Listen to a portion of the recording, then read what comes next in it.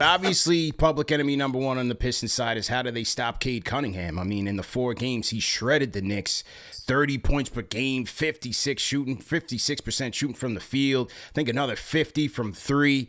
Steph, you had posed some interesting matchups in terms of the Knicks' favor today on Twitter. How do you think the Knicks go about stopping Cade, man? So that was based on I talked to a NBA coach and a scout, and they had some different theories about how the Knicks should go about this. And let me start by this because I broke it down. I did the primary defender stats. He played Cunningham 21 minutes against Mikal Bridges, 19 points, 12 assists, 8 for 21 shooting. That was by far the most. Cunningham on OG Anunoby, 6 minutes, 19 points. So he really did well on that OG. 4 assists, 7 for 11 shooting. And then Cunningham on Brunson, 4 minutes, 25 points, 4 assists, 9 for 14 shooting. And then Cat is just as bad. So he's hunting those mismatches. He's using those screens. And the Knicks have to figure out a way to keep Brunson away from Cade Cunningham because what we saw, and especially in the game at that guard, man, where Cunningham just hunted Brunson and destroyed the Knicks. So what was given to me was to put Cat on Thompson because Thompson is, he's a non-threat from the perimeter. So then put Josh Hart on Duran. That kind of negates Duran's rebounding. Not doesn't negate it, but Josh Hart is a better rebounder than a lot of 6'4" guys, that's for sure. And then so if you're switching, you're gonna have a better defender on him than you would if you do it the other way. Now, you got to keep Jalen Brunson away from him. Tim Hardaway, you're going to put him on Tim Hardaway probably. Tim Hardaway is going to set some screens, and you just maybe you hedge on those and you try to keep Brunson away from there. Try to get Cade to go left. He's not as comfortable going left, and I think that's the way you attack it.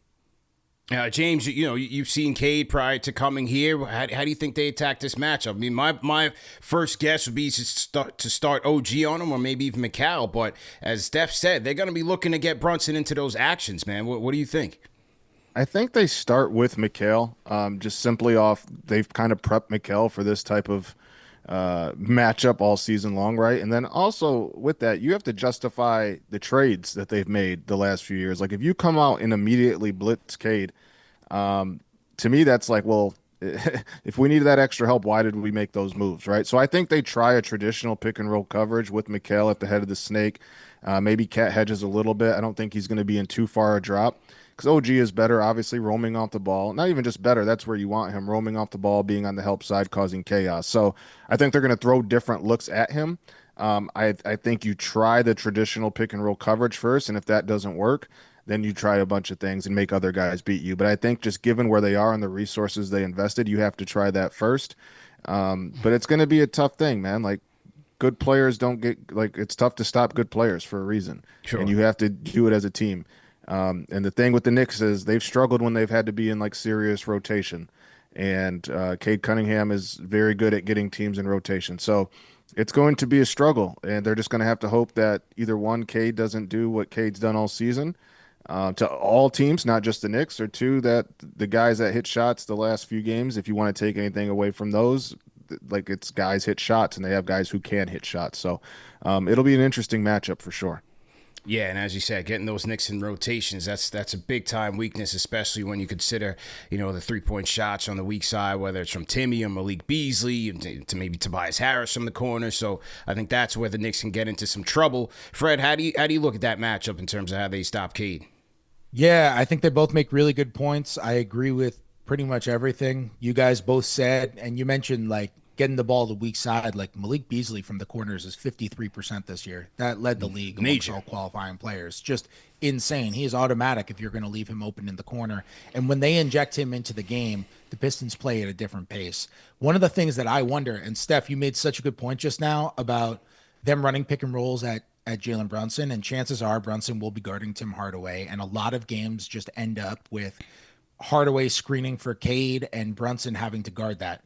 And throughout the regular season, what we see in those scenarios over and over is exactly what Steph just said, is Brunson hedges. And what happens when Brunson hedge and has to recover onto his guy is you make it more likely that you're going to put your team into rotation.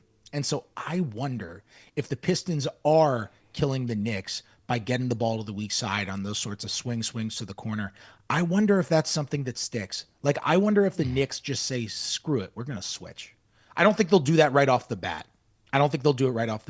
But if it comes down to crunch time in game one and they're running pick and roll with Jalen Brunson every time and Brunson's hedging and the Pistons are just getting the ball out and they're getting it to the weak side and they're getting open cutters or they're getting wide open standstill corner threes for Beasley or for Hardaway or for Tobias Harris or for whomever else. Like, I wonder if we see in another game where they say, screw it, we're going to switch. Or like Steph said, that was a really interesting idea about maybe reconfiguring matchups and that kind of stuff, because that's something the Knicks will try to do. Tibbs's predilection always is to stay out of rotation. Like, just play the coverage to keep you out of rotation. That's part of why they don't send their bigs up super duper high. They don't really blitz as often on pick and rolls and that kind of stuff. That's not the only reason why, but it's part of it. And it's why historically Tibbs doesn't do it.